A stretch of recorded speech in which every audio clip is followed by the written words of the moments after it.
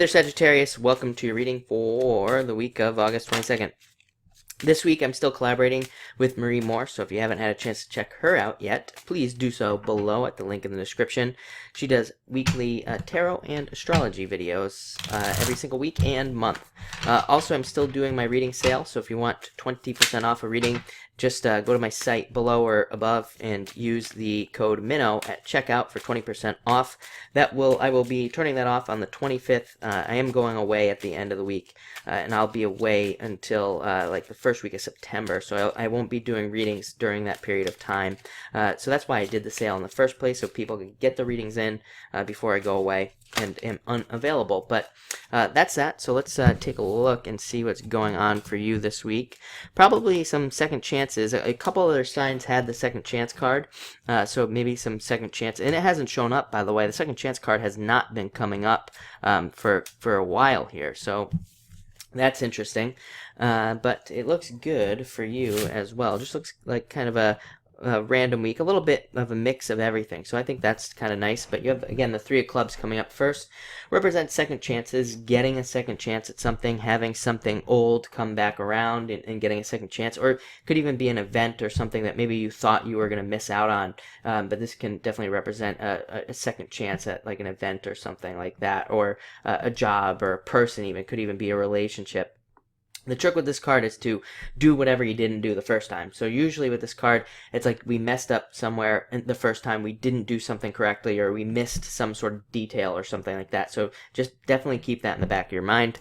Next, you have the Eight of Clubs. Eight of Clubs is it's an interesting card. It's definitely a card of intuition and trusting your intuition this week. So trust your intuition. Go with whatever your gut says. But it can also be a card of confusion and not really being sure what to do. The trick with this card, again, especially with that three, having the three and this card together, the trick with these two cards is to go with what is new, to pick a new path, pick something different. Frequently, this card represents being stuck at a crossroads and not really being sure what direction to go. It's like one direction, you've already been down that road. The other direction, you've never seen before. It's new, it's scary, but that's exactly what you should do, is pick the new path with this card.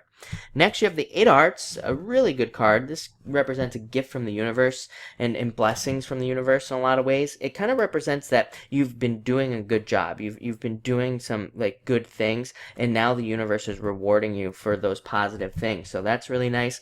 This is also a great card for socializing. Under some card reading systems, this is the card of socializing. It's a card of being social and things like that. It can even represent love and like swift love. It can represent love that comes in and like sweeps you right off your feet as well. So that's going to be nice. If I'm being honest, I'm only feeling that for like a small percentage of you, that it's going to be love this week. But I do feel like some of you will experience that. But mostly this is just a great card for like a really nice karmic energy coming into your life. Next, you have the Two of Diamonds. So really great financial card. Great for matching up with something perfectly financially. So even if you're retired, like this could be you matching up with like an investment or something that does really well for you. If you're looking for a job, this can represent a new job coming in. It can also represent new businesses. It can represent new clients, new contracts, signing bigger contracts, and anything like that. It's just a card of business happiness and financial happiness and matching up with something perfectly in those areas. So a really great card for seeing a return there. Next, you have the Queen of Spades. Avoid tricky people this week, and also don't be afraid to jump right into new situations and new opportunities. Sometimes with the Queen of Spades, we can kind of trick ourselves, actually, and we can trick ourselves out of something that would be good for us, like a new job or a new position, and we trick ourselves by telling ourselves that we can't handle it, or that we don't have all the details, we don't know everything, and that's the trick with the Queen of Spades. But the actual trick, the actual way to get around her negative energy, is to just jump right into something, to just get started. And again, could be a job, could be a business, could be a relationship that maybe you're afraid to start, but it's a card of just jumping right in and getting going.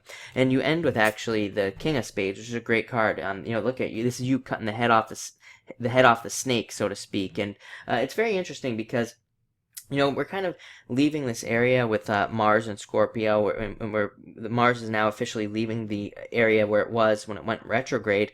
And I think with Scorpio there, Scorpio kind of represents that, I think represents this like fog. I think a lot of us could be feeling this fog of Scorpio almost. And, you know, in a lot of ways, I think that all this stuff is clearing up now. We're gaining some clarity now that Mars is moving forward. And this card can definitely represent being through some difficulties, being through some foggy areas, but now knowing how to move past it. And I think a lot of you will gain a lot of clarity this week as well. But looks like a great week. So thank you for watching and enjoy the week.